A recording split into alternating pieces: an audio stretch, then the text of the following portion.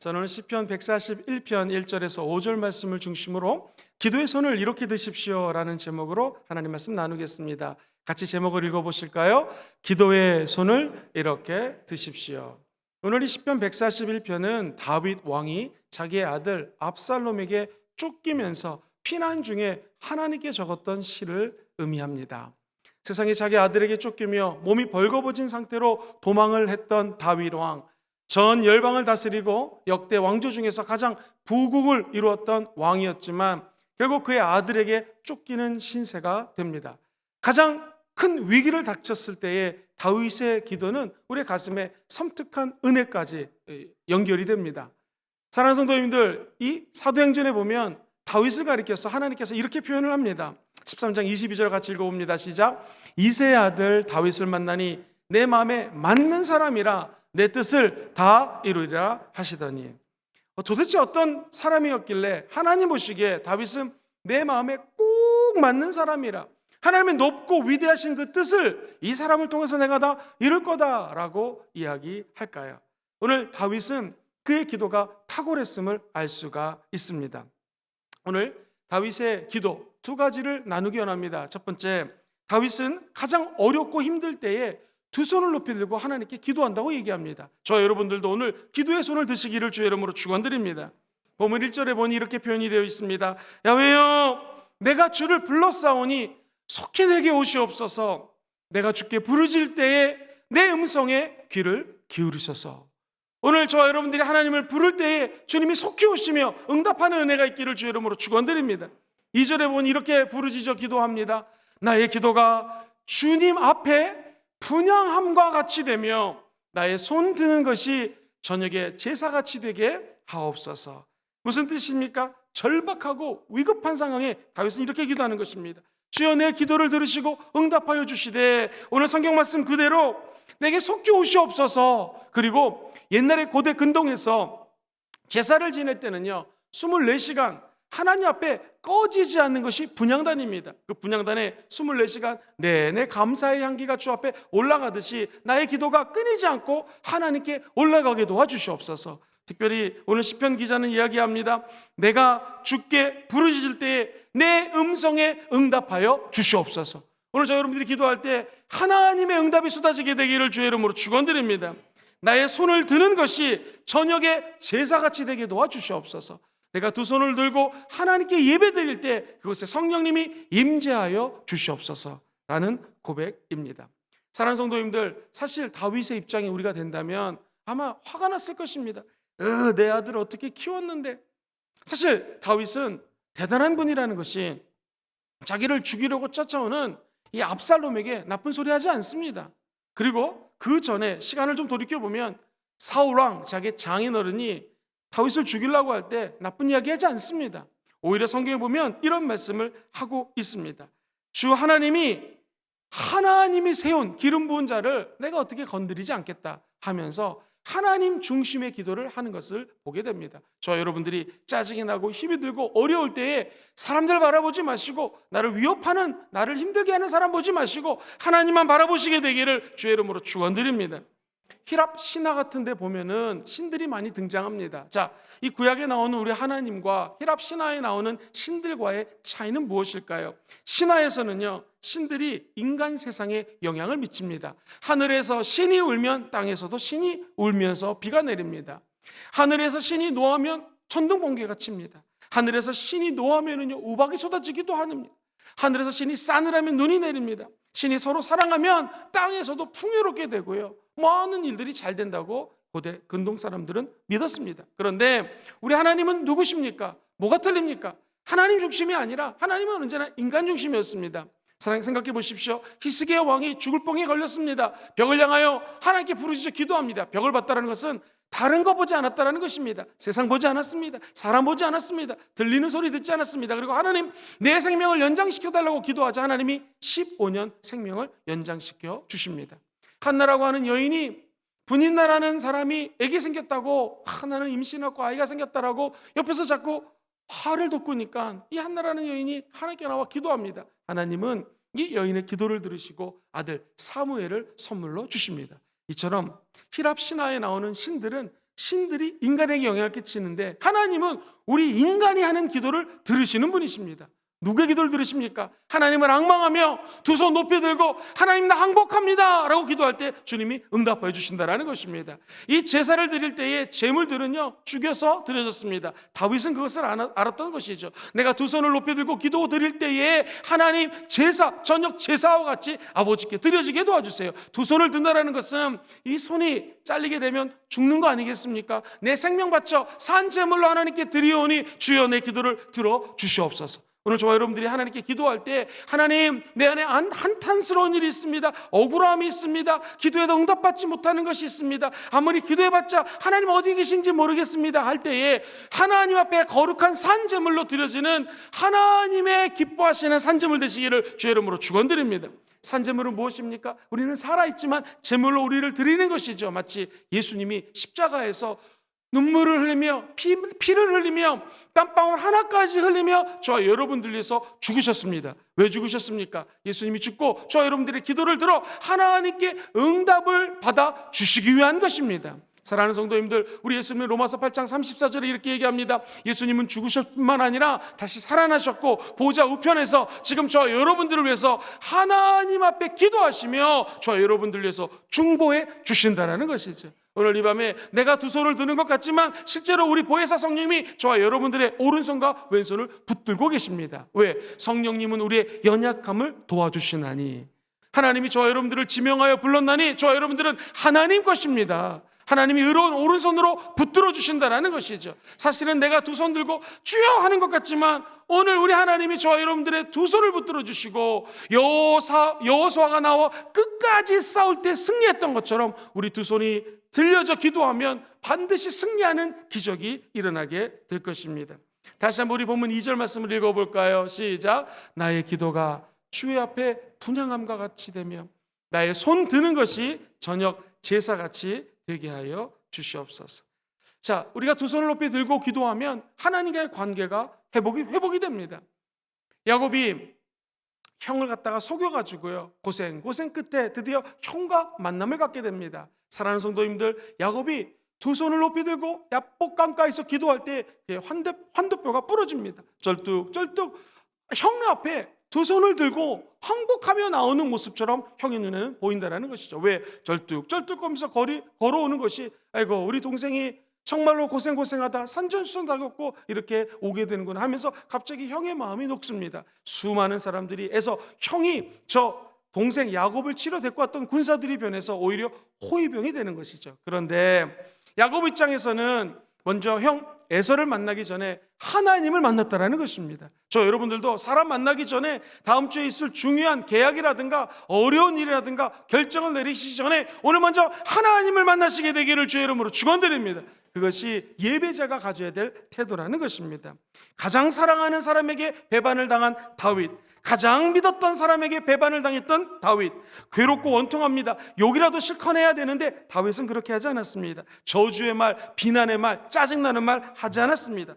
그저 하나님께 두 손을 높이 들고 기도했다라는 것이죠. 사랑하는 성도님들, 저와 여러분들이 오늘 다윗의 기도를 본받아 어려울 때 톡 두 손을 높이 들고 기도하는 성도들 되시기를 주의 이름으로 축원드립니다. 자, 그렇다면 목사님, 어떻게 두 손을 높이 들고 구체적으로 기도할 수 있겠습니까? 두 번째로, 두 손을 높이 드시고 이렇게 기도하시면 됩니다. 기도의 손을 이렇게 드십시오. 오늘 제가 기도의 구체적인 5가지를 말씀드립니다. 첫 번째, 힘들고 어렵고 낙심될 때에 여러분들은요 기도하는 시간이 헛되지 않는다는 것을 믿으셔야 됩니다. 그리고 힘들고 어려울 때 오히려 더 찬양의 두 손을 높이 드시기를 주의 이름으로 축원드립니다. 기도하면 좋은 일이 일어납니다. 거꾸로 하나님을 높이게 되면 신기하게 어려움과 슬픔과 짜증나는 일들이 멀어지게 된다는 것입니다. 자, 왜 그럴까요? 하나님 앞에 우선순위가 있는데 그것이 먼저 그의 나라와 그의 의를 구하는 것이죠. 그럼 하나님 모든 것들을 다 더하여 주십니다. 목사님, 그의 나라와 그의 의를 어떻게 구할 수 있겠습니까? 하나님의 나라는요, 찬양 가운데 임하십니다. 하나님을 찬양하면은요, 시편 기자의 말에 따르면 우리가 하나님을 찬양할 때 하나님의 보좌가 그 가운데 임한다라는 것이죠. 그러므로 그의 나라를 구할 때는요, 먼저 찬양하는 것입니다. 눈물이 나도 하나님 앞에 기뻐하며 찬양하는 것입니다. 짜증이 나도 하나님을 먼저 높이는 것입니다. 내 마음대로, 내 뜻대로, 내가 기도하는 대로 응답이 없다 할지라도 만왕의 왕, 만군의 주가 되시는 하나님을 찬양하시기를 주의 이름으로 축원드립니다. 역대상 9장에 보면 기가 막힌 찬양에 대한 고백들이 29장 11절 이하에 나옵니다. 같이 읽어볼까요? 시작. 야훼여, 위대하심과 권능과 영광과 승리와 위엄이 다 주께 속하였사오니 천지에 있는 것이 다 주의 것이로소이다. 야훼여, 주권도 주께 속하였으니 주는 높으사 만물의 머리이심이니이다. 부와 귀가 주께로 말미암고 또 주는 만물의 주제가 되사 손에 권세와 능력이 있사오니 모든 사람을 크게 하심과 강하게 하심이 주의 손에 있나이다. 우리 하나님이여, 이제 우리가 주께 감사하며 주의 영화로운 이름을 어떻게 합니까? 찬양합니다.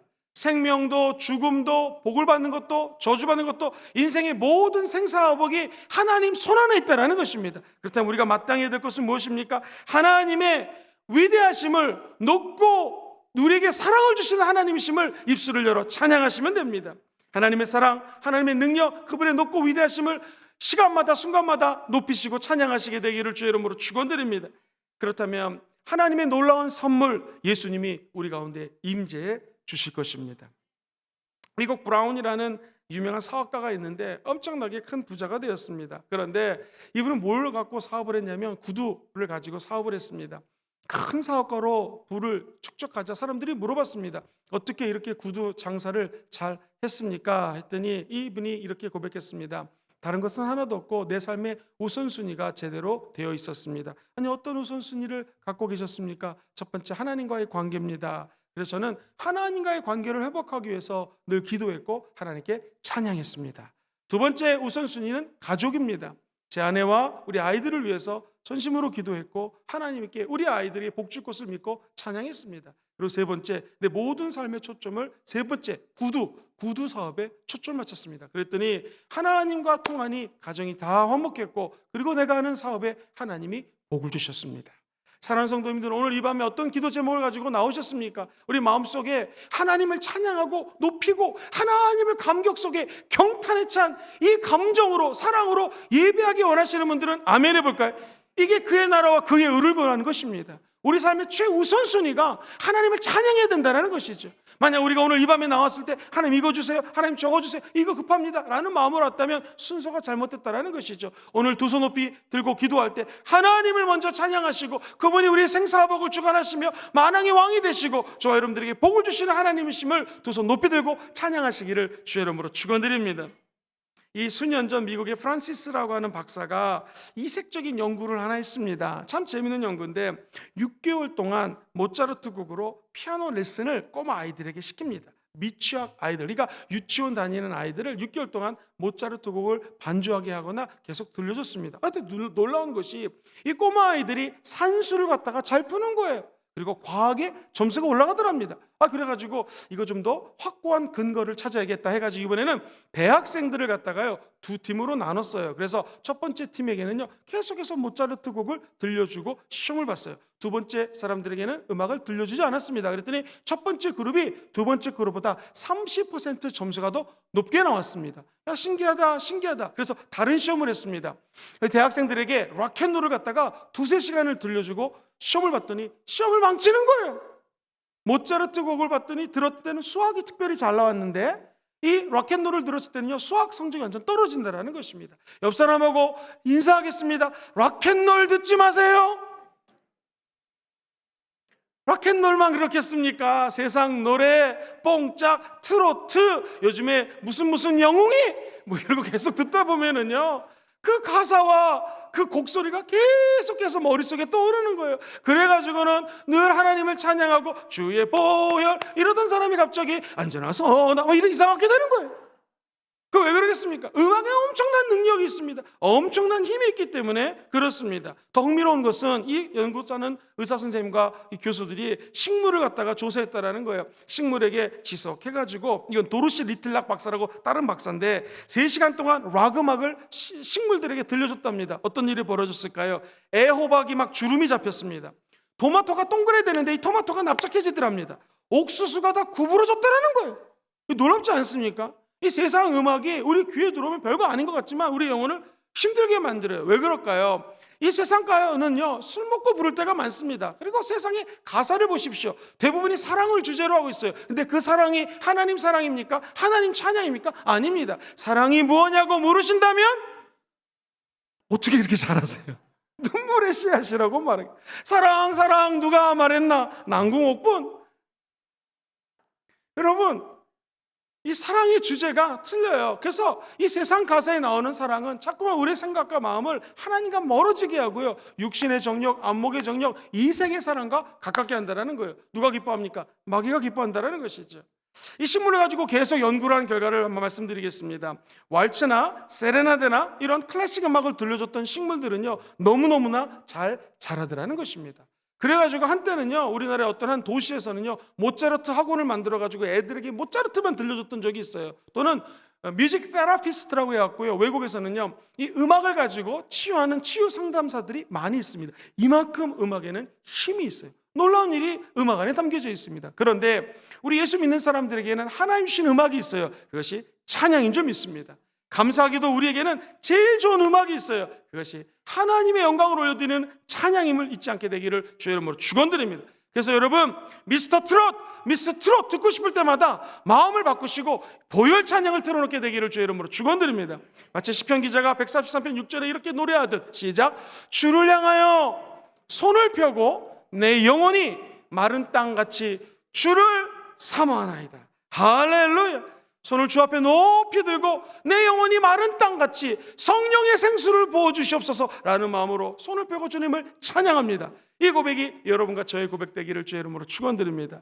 그러므로 저 여러분들 어떻게 손을 들어야 됩니까? 찬양으로 하나님께 두 손 높이 들리시고 찬양하시기를 주의 이름으로 축원드립니다. 두 번째, 우리의 손을 들 때요, 감사의 손을 드십시오. 같이 읽어봅니다. 시작. 감사의 손을 드십시오.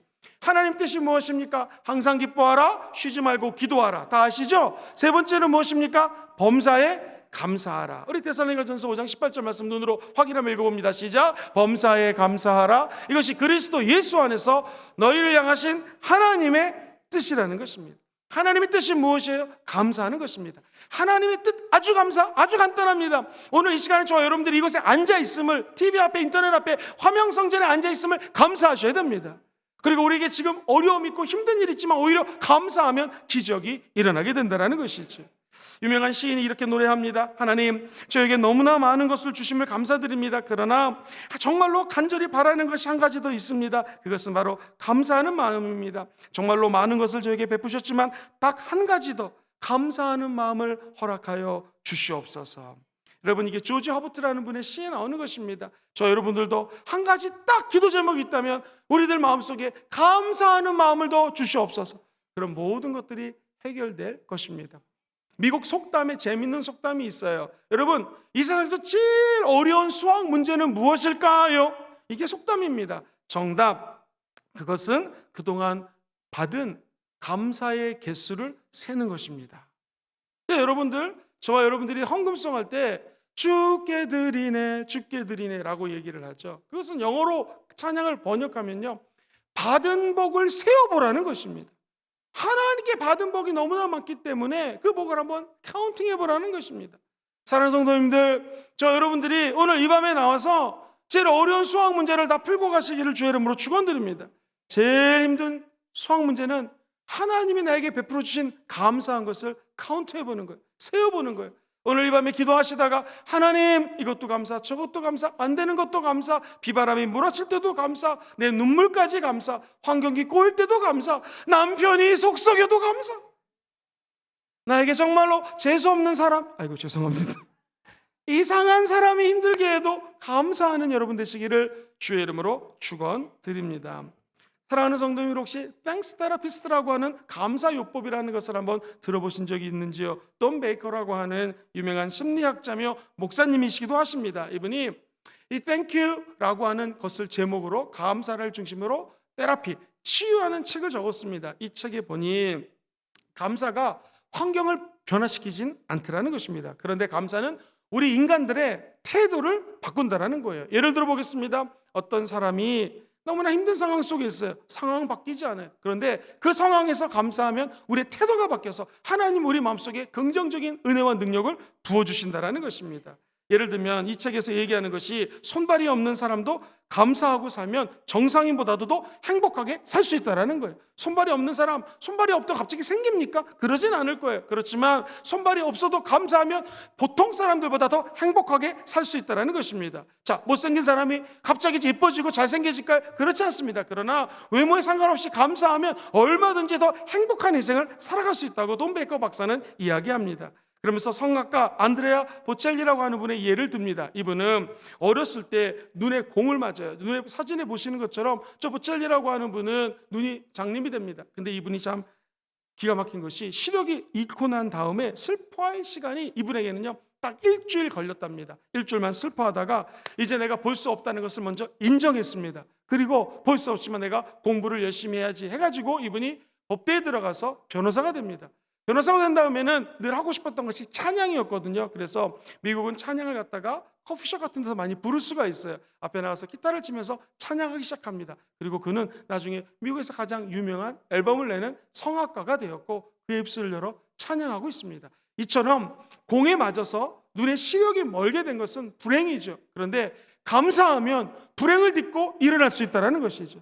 오늘 저 여러분들이 어떤 힘든 일이 있어서 이 성전에 나오신 분이 계십니까? 잊지 마십시오. 감사하면 불행이 변하여 행복으로 바뀌게 될 것입니다. 사랑하는 성도님들, 감사에는 엄청난 능력이 있습니다. 천국 가는 날까지 주님이 주신 것들을 감사하다가 우리가 천국에다 꼴이 나시기를 예수 이름으로 축원드립니다. 두 손을 높이 들 때에 감사의 손을 드시게 되기를 주의 이름으로 축원드립니다. 세 번째는 한번 따라해 볼까요? 회개의 손을 드십시오. 요한일서 1.9절을 읽어보겠습니다. 시작. 만일 우리가 우리의 죄를 자백하면 그는 미쁘시고 의로우사 우리의 죄를 사하시며 우리를 모든 불의에서 깨끗하게 하실 것이요. 이 회개 기도는 무엇인가? 하나님 앞에 내 죄를 시인하는 것입니다. 주님, 내가 죄를 졌습니다. 그리고 그 죄를 돌이켜서 다시 하나님께로 나아가는 것이 회개입니다. 하나님 앞에서 솔직하고 겸손해야 됩니다. 사랑하는 성도님들, 하나님은 우리의 모든 것들을 다 알고 계십니다. 우리의 죄진 거 사람들이 안 볼 수 있어요. 근데 하나님은 다 보고 알고 계십니다. 그리고 우리 마음속에 미워했던 생각조차도 주님은 다 알고 계십니다. 그 하나님 앞에는요 숨길 수가 없어요. 감출 수가 없어요. 그러므로 회개하는 사람이 지혜로운 사람입니다. 왜? 하나님은 이미 다 알고 계시기 때문에 그래요. 목사님, 회개를 어떻게 하면 되겠습니까? 회개는요 내가 먼저 머리로 하는 거예요. 주님, 이런 죄를 졌어요, 저런 죄를 졌어요 라고 하나님 앞에 회개합니다. 두 번째, 가슴으로 하는 거예요. 주님, 정말 잘못했습니다, 용서해 주세요. 그 다음에 한번 따라해 볼까요? 행동으로 하는 회개. 시작. 행동으로.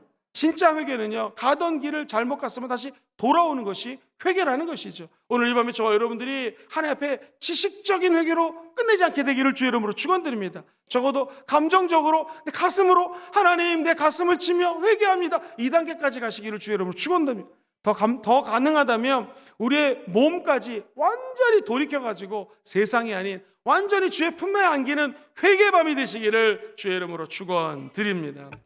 네 번째로 우리는 어떤 두 손을 들어야 될까요? 중보의 손을 높이 드시게 되기를 주의 이름으로 축원드립니다.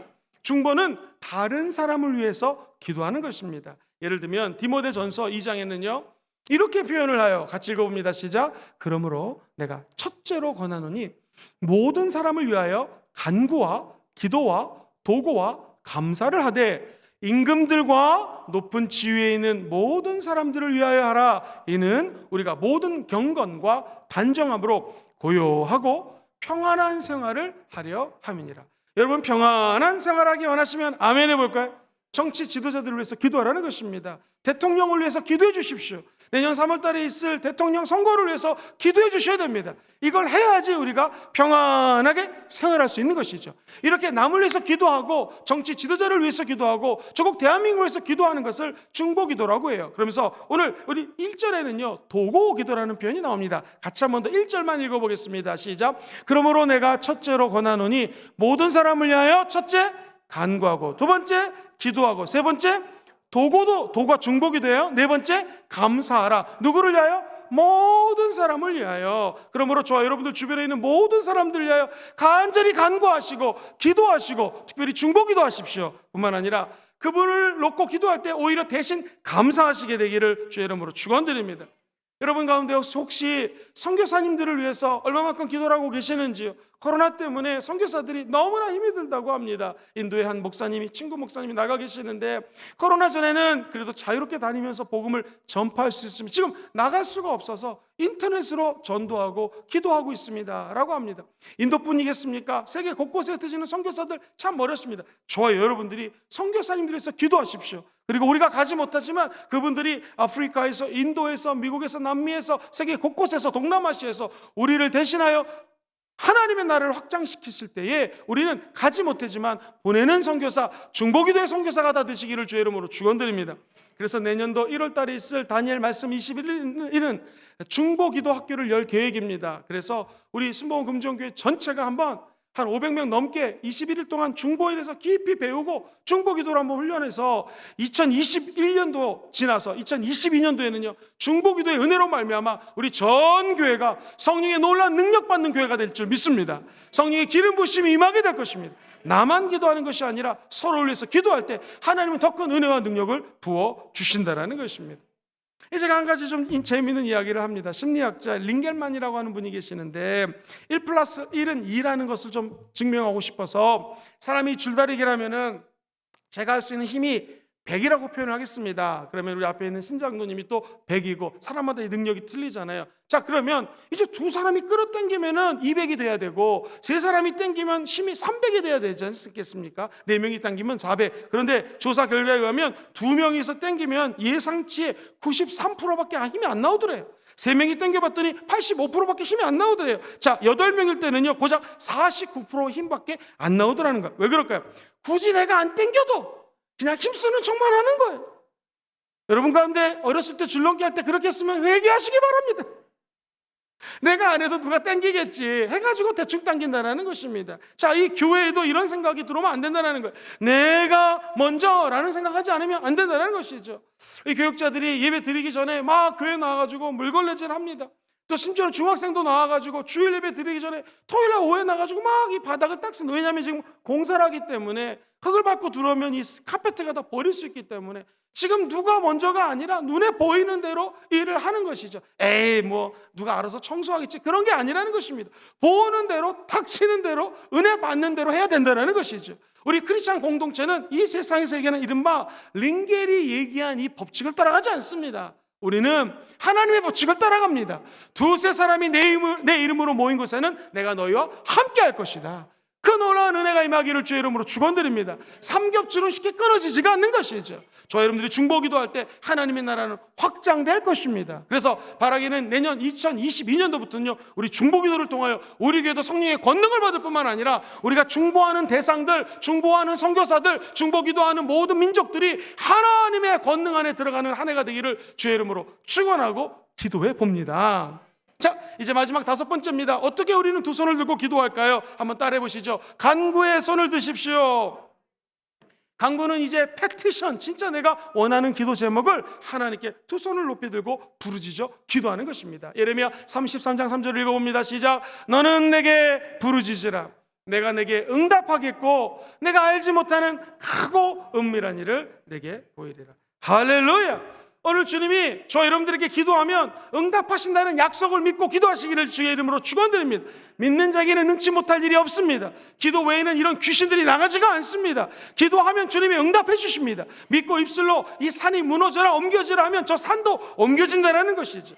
마귀는 우리의 기도를 방해합니다. 사랑하는 성도님들, 마귀는 하나님과 우리가 연결된 기도줄을 끊으려고 합니다. 전쟁이 일어나면 적군이 제일 먼저 폭격하는 것이 무엇인가? 전화 끊는 거예요. 전화국 폭격합니다. 방송국 폭격합니다. 왜 그럴까요? 우리가 듣고 통신을 하지 못하기 위해서 그런다는 것입니다. 걸프 전쟁 기억하십니까? 걸프전이 터지자 미국이 50만 군인들을 갖다가 다 폭격하는 것이 아니라 이상하게도 방송국이라든가 통신시설을 먼저 폭파합니다. 어떻게 됐을까요? 얼마 지나지 않아서 적군들이 다 손을 들고 항복하고 나오는 것을 보게 됩니다. 왜? 전화가 돼야지 군수 물자가 오고 먹는 게 오고 이게 소통이 돼야지 뭐 전쟁을 할 거 아니겠습니까? 통신시설을 마비시키면 적군이 그냥 승리하지 못하게 된다는 것이죠. 사랑하는 성도님들, 저와 여러분들이 하나님과 연결되면 지혜가 임합니다. 하나님과 연결되면 사람이 주지 못하는 아이디어가 임합니다. 하나님과 연결되면 능력이 임하게 될 것입니다. 이것이 기도라는 것이죠. 마귀는 이 기도줄을 끊으려고 합니다.